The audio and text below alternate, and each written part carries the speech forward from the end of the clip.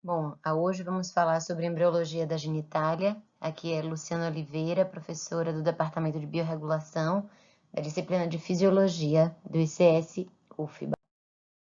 Bom, nós precisamos falar para entender da embriologia da genitália, nós temos que falar sobre determinação sexual e também diferenciação sexual.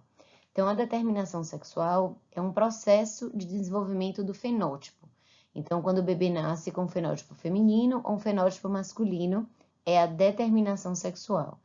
E nós hoje já sabemos que ela depende de uma atividade genética específica, que são genes que vão ser ativados e expressos em momentos bem importantes ou bem específicos do processo de desenvolvimento do bebê, né, do embrião. E a interação entre esses genes também é importante. Dos genes mais importantes, o gene SRY, ele se destaca e o nome SRY vem porque ele está na região ligada ao sexo do cromossomo Y e ele vai ser importantíssimo para a diferenciação sexual masculina. Só que além dele, existem vários outros hormônios, vários outros fatores. Então, nós temos os hormônios sexuais e o hormônio milleriano, que também é chamado de substância inibidora de Miller. A expressão desses hormônios e a ligação deles a receptores vão determinar a diferenciação das estruturas que vão formar a genitália interna e a genitália externa.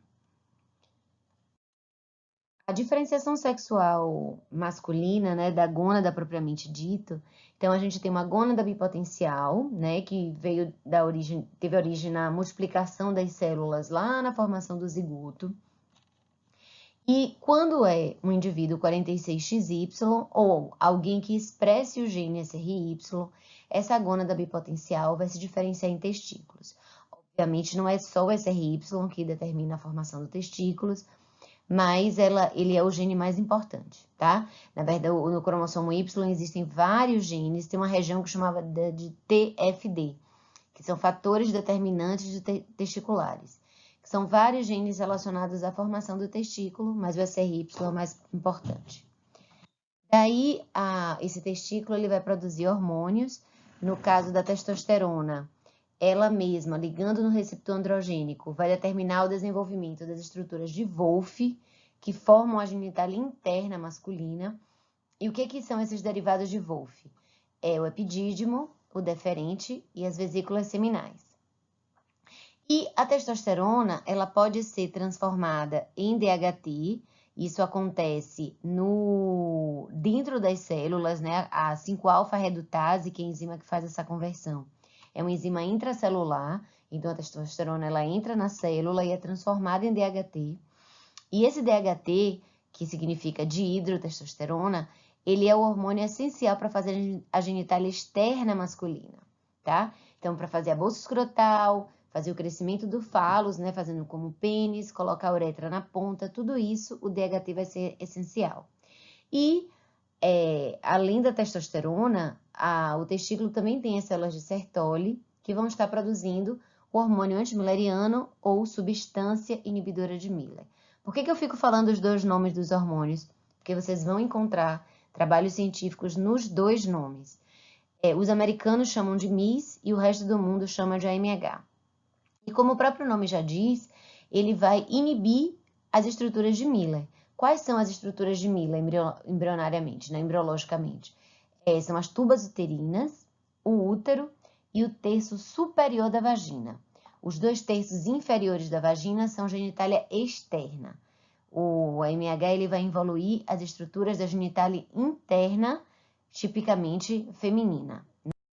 Bom, e no processo da diferenciação gonadal feminina, é de novo aquela gônada bipotencial, ela vai se diferenciar em ovário quando não houver SRY e vai depender também da presença do DAX1 e do WNT4.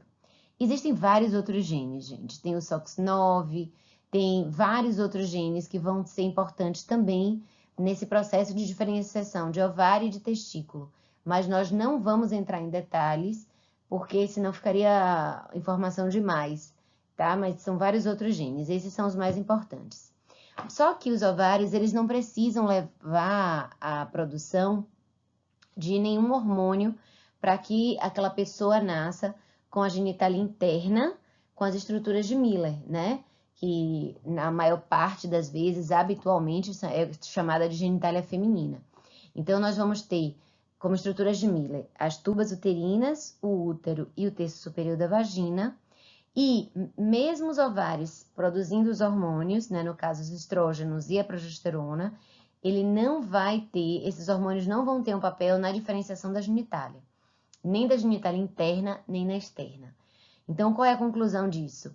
Que para fazer uma genitália feminina típica, né, e a gente pensando bem na questão biológica mesmo, né, sem entrar em questões de identidade de gênero, porque daí essa aula ficaria muito mais complicada de explicar, a falta de hormônios sexuais vai fazer genitália feminina.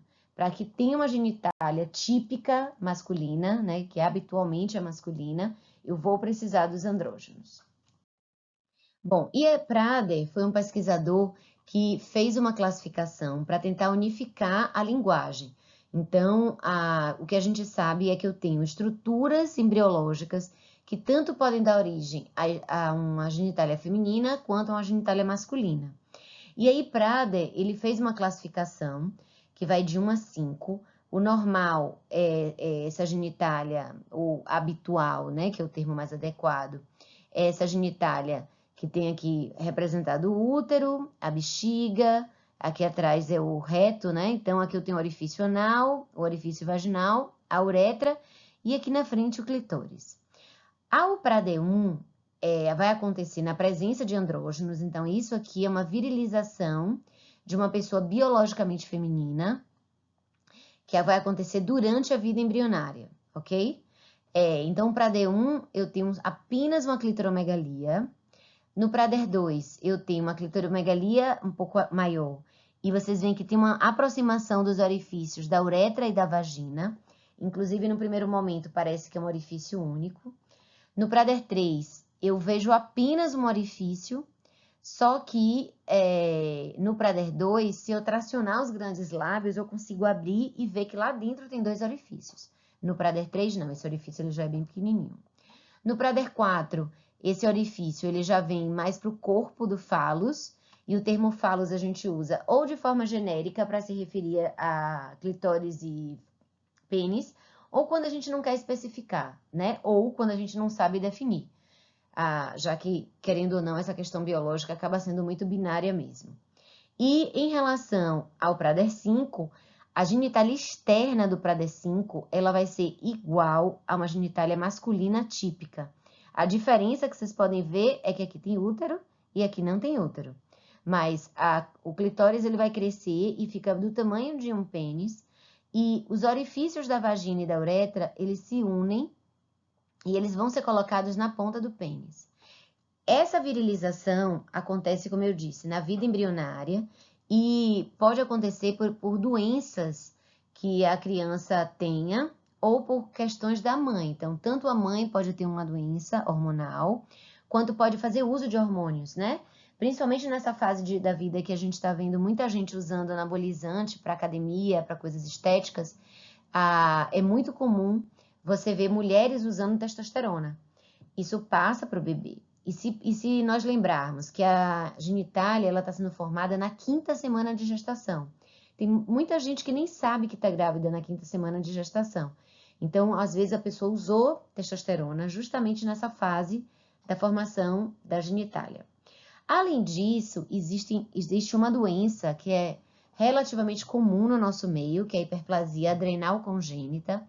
E a hiperplasia, ela é decorrente de um defeito enzimático na síntese dos hormônios adrenais, e aí eu não produzo cortisol, não faço feedback negativo e o ACTH fica alto.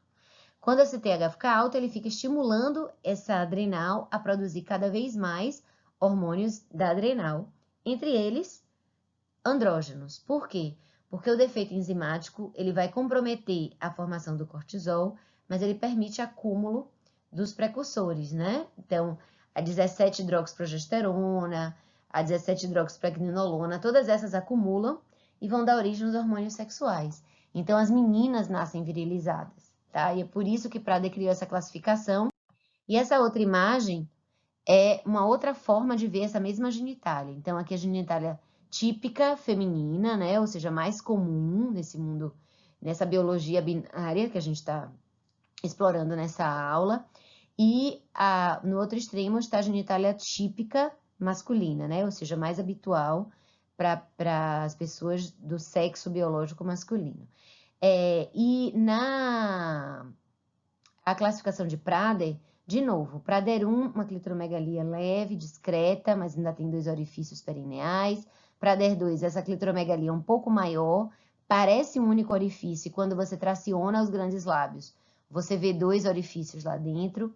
O Prader 3 tem um orifício único, que não adianta nem tracionar, porque ele é bem pontiforme, ele é bem pequenininho, mas é formado a partir da união da vagina com a uretra. No Prader 4, esse orifício está no corpo do fálus, e no Prader 5 ele está na ponta, tá? Como é que eu vou diferenciar uma genitália Prader 5 de uma genitália masculina típica? Pela bolsa escrotal. Então, se a gente lembrar que essa pessoa que está nessa fase aqui de Prader é uma pessoa do sexo biológico feminino, então os ovários estão presentes dentro da cavidade pélvica e ela não vai migrar, né? O ovário ele não sai da cavidade pélvica. Então, apesar de fazer a estrutura da bolsa escrotal, essa bolsa é vazia. Esse artigo, apesar de ser um artigo já bem antigo, eu gosto bastante porque ele mostra o papel de vários genes relacionados à formação das gônadas e ao processo de formação da genitália. Então, aqui a gente teria uma genitália fenotipicamente normal masculina e fenotipicamente normal feminina. Obviamente, gente, eu tô falando nesse binarismo biológico, tá? Mas que hoje, para esse tipo de aula, eu tenho que continuar explorando. Então, aqui eu tenho as estruturas embrionárias que podem se diferenciar de acordo com a expressão dos genes. Vocês veem que aqui eu já coloquei, já tem na figura o SOX9, o SRY, que eu já tinha abordado, e o SF1, que é um fator esteroidogênico, é um fator importante na formação tanto das adrenais quanto das gônadas. Então, formando o testículo, esse testículo vai produzir testosterona, depois dihidrotestosterona, que vai agir nos seus receptores, né? Cada setinha aqui vai ser uma enzima diferente. Então, essa primeira enzima é a 17-hidroxilase, né?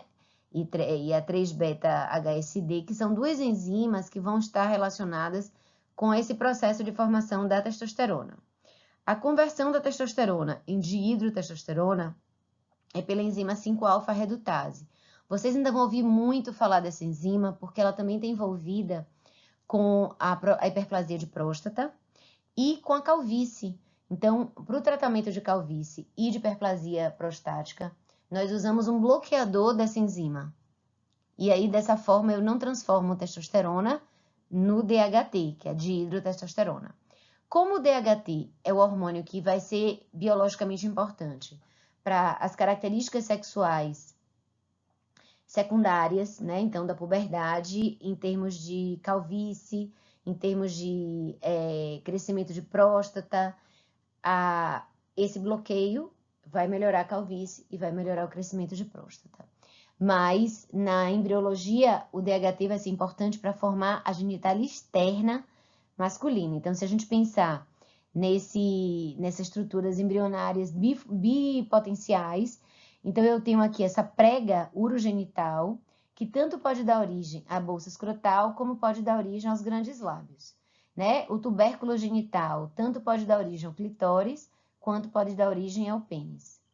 E, a depender de onde a gente possa ter um defeito nesse processo de diferenciação, eu vou ter uma pessoa ou um indivíduo 46XY que não virilizou completamente, ou uma pessoa que é 46XX, mas por uma doença da adrenal acabou produzindo muito andrógeno, e esse excesso de andrógeno fez uma virilização da genitália, tá? Então, esse excesso de andrógeno pode fazer, inclusive, a genitália muito próxima à masculina típica, e essas alterações aqui podem levar à formação de uma genitália hipovirilizada, tá? Então, defeito de enzimas ou até deficiência do receptor androgênico, tá? Esse AR quer dizer receptor androgênico. O receptor androgênico, ele é o mesmo para todos os andrógenos. Então, a testosterona, o DHT, o DHEA e a androstenediona, que são produzidas lá na adrenal, e vários outros andrógenos sintéticos que a gente tem, que o povo usa como anabolizante, todos ligam no mesmo receptor.